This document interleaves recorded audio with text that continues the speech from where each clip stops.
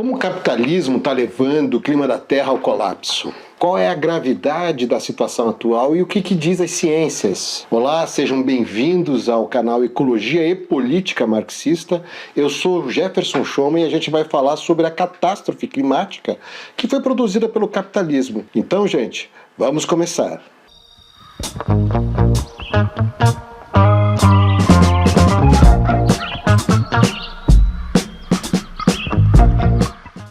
Olha, o aquecimento global é uma realidade e os dados da ciência mostram um planeta cada vez mais quente por causa das emissões de gases de efeito estufa e do consumo de combustíveis fósseis. Mas antes da gente avançar, vamos falar um pouco sobre o funcionamento do clima da Terra. Primeiro, é importante dizer que o efeito estufa é um processo natural. O Sol é a nossa fonte primária de energia. É ele que alimenta a vida e cria as condições para que a vida se desenvolva. Existe um balanço térmico da energia que chega do Sol e entra na Terra e é absorvida, e aquela que é liberada novamente para o espaço. Ao chegar na Terra, parte dessa energia do Sol, que é absorvida pela superfície, irradia calor, que é absorvido pelos gases da atmosfera, causando efeito estufa. Esses gases são o vapor d'água, o metano, que é o CH4, e outro que é bastante importante, bastante conhecido, que é o dióxido de carbono, o famoso CO2. É graças a isso que a temperatura média da Terra é de aproximadamente 15 graus Celsius. Sem o efeito estufa, a temperatura da Terra seria muito baixa, de menos 18 graus Celsius, e a Terra seria um planeta bem gelado, muito diferente do que a gente conhece hoje. A estabilidade climática da Terra é resultado desse balanço da energia do Sol. A presença do CO2 na atmosfera é muito pequena, compõe aproximadamente 0,003%. Parece pouco, né? Mas qualquer alteração, por mínima que seja, provoca uma mudança significativa no clima. Ao longo da história da Terra, o aumento da quantidade de CO2 foi provocado por fenômenos naturais, principalmente pela tectônica e pelo vulcanismo. Isso causou inclusive grandes extinções em massa, como a extinção do Permiano, que ocorreu há mais de 250 milhões de anos. Nessa extinção, 90% das espécies marinhas e 70% das espécies terrestres foram extintas. Olha, mas tudo isso mudou desde a Revolução Industrial. O aquecimento provocado pelo efeito estufa tem aumentado por conta das emissões de dióxido de carbono e também de metano, em razão do uso dos combustíveis fósseis, como o petróleo, o gás natural e o carvão mineral.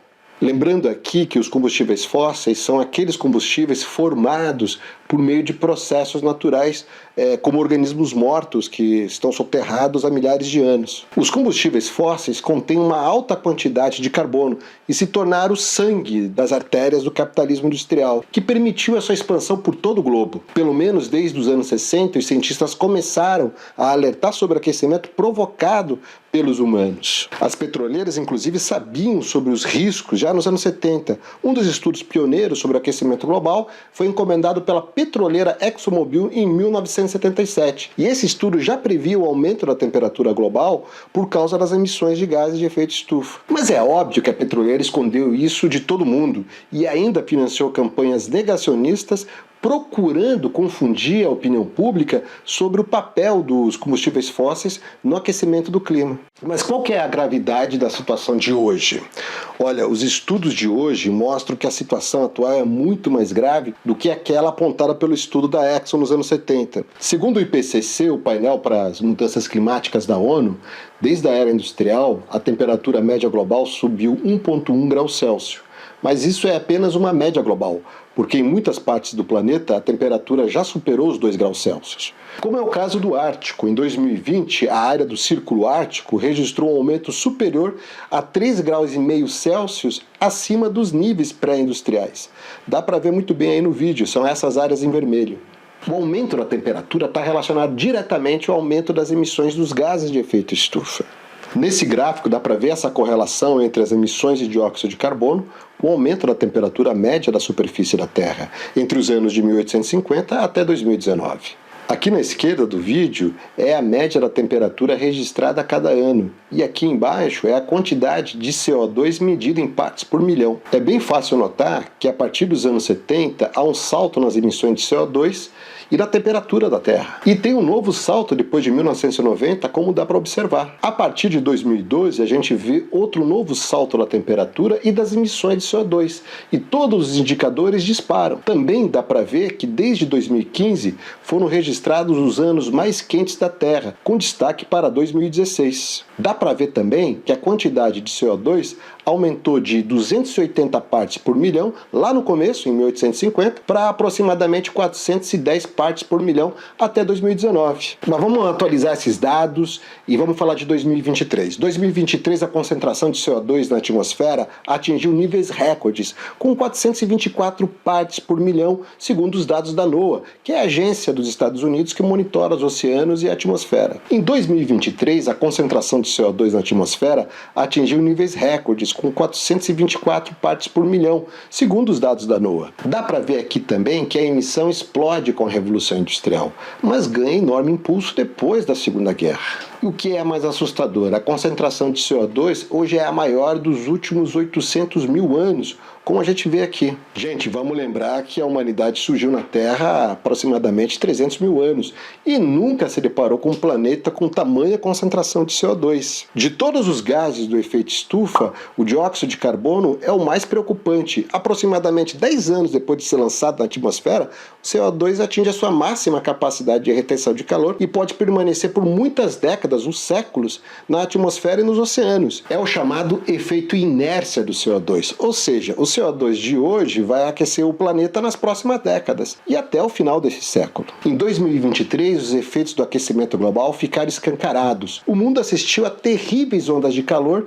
no verão do hemisfério norte e também aqui no hemisfério sul. Incêndios florestais, como agora recentemente no Chile, além de secas e quebras de safra agrícolas. E também chuvas e grandes inundações por toda parte. Acontece que o aquecimento global torna os eventos climáticos mais frequentes e mais intensos, como é o caso do El Niño, que é um fenômeno climático produzido pelo aquecimento das águas do Oceano Pacífico. Segundo o Observatório Europeu Copérnicos, 2023 foi o ano mais quente em 125 mil anos. Olha, uma das consequências é que a temperatura pode aumentar e cruzar um limite, acionando os pontos de não retorno, que são os limites críticos de um sistema climático. Uma vez que se cruza esses limites, eles vão retroalimentar o sistema, gerando assim um efeito cascata que não pode ser interrompido. Um dos mais graves indícios desse processo é o derretimento das geleiras, do Ártico e da Antártida. Na Groenlândia, por exemplo, no Ártico, imagens de satélite e fotos aéreas mostram a aceleração do derretimento do gelo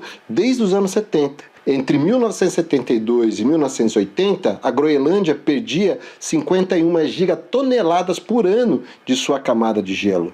Mas entre 2010 e 2018, perdia 286 gigatoneladas por ano. E quanto mais perde gelo, mais acelerado é o derretimento. Isso porque diminui o efeito albedo, que é a capacidade do gelo branco refletir a luz do sol. Aí também expõe as rochas e o solo da Groenlândia, que absorve mais calor do sol, acelerando ainda mais o derretimento. Já na Antártida Ocidental, próximo ao Mar de Amundsen, está a geleira Thwaites, que tem 192 mil quilômetros quadrados, equivalente ao estado do Paraná ou da Flórida nos Estados Unidos ou num país como a Grã-Bretanha. Thwaites é a geleira mais monitorada do mundo. O seu derretimento tem o potencial de elevar o nível dos oceanos em quase 1 metro. E quando ela começar a derreter, vai desencadear um efeito cascata, levando outras geleiras ao colapso. Ou seja, mais uma retroalimentação positiva que pode aumentar o nível dos oceanos em até 3 metros. Gente, isso significa o fim das cidades costeiras. É só você ir na praia, olhar para trás e ver o que significa a elevação do nível do mar em 3 metros. Isso significa o fim de países como Bangladesh, Países Baixos, entre outros, e de cidades costeiras como Nova York e o Rio de Janeiro. Em 2021, uma pesquisa publicada aponta que a Thwaites pode começar a entrar em colapso dentro de 5 anos. Lembrando que a Antártida detém 90% de todo o gelo do planeta. Aliás, o nível dos oceanos, o nível médio do mar, já está aumentando. Segundo a NASA, o nível do mar subiu 9 centímetros, em média, média nos últimos 30 anos, o que é classificado pela agência como algo sem precedente nos últimos 2.500 anos. Mas tem outro problema relacionado aos oceanos, é o fato deles serem os maiores sumidores de CO2 do mundo. Eles absorvem 25% do gás presente na atmosfera. Com o aumento do CO2, os oceanos se tornaram cada vez mais ácidos, o que ameaça a formação dos esqueletos, das conchas e dos organismos marinhos. A estimativa é que a acidez das águas superficiais dos oceanos aumentaram já em 30% em relação aos níveis pré-industriais. E como as mudanças são muito rápidas, os organismos marinhos não têm como se adaptar a esse processo. Olha, o aquecimento das águas também afeta o plâncton marinho e promove a morte dos corais e dos recifes, e isso afeta toda a cadeia alimentar. Também tem potencial de mudar totalmente as correntes marítimas. O importante é você saber que os oceanos são grandes reguladores climáticos do planeta.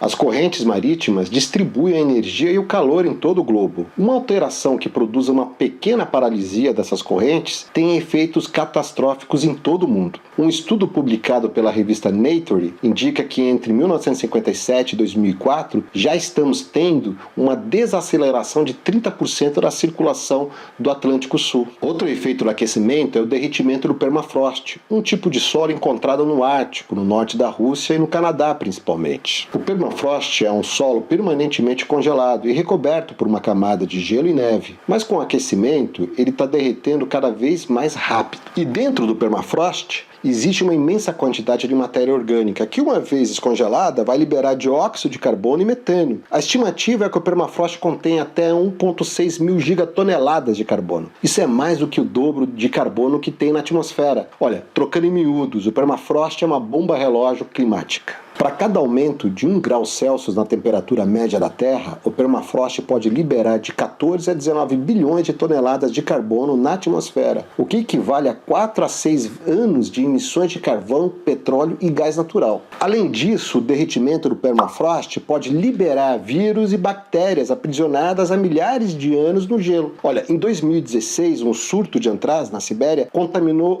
humanos e animais. Essas bactérias estavam lá aprisionadas há milhares de anos no gelo do permafrost. Quer dizer, o derretimento das geleiras e a destruição de florestas tropicais pode liberar bactérias e novos vírus, provocando novas pandemias. E isso não é só no Ártico, gente. Em 2022, cientistas chilenos publicaram um artigo mostrando que superbactérias na Antártida possuem resistência natural a antibióticos e a antimicrobianos. Bom, tem ainda a questão das florestas tropicais, como por exemplo a Amazônia, mas isso eu vou deixar para um episódio à parte aqui nesse canal. Olha, a gente precisa tirar algumas conclusões sobre essa catástrofe toda. A primeira delas é que o exponencial e a incontrolável emissão de carbono na atmosfera são a demonstração cabal do fracasso de todos os acordos climáticos, inclusive do Acordo de Paris, que recomenda limitar o aquecimento global e até 1,5 grau Celsius, em relação aos níveis pré-industriais, que é considerado um limite seguro. Mas para isso seria preciso diminuir as emissões de CO2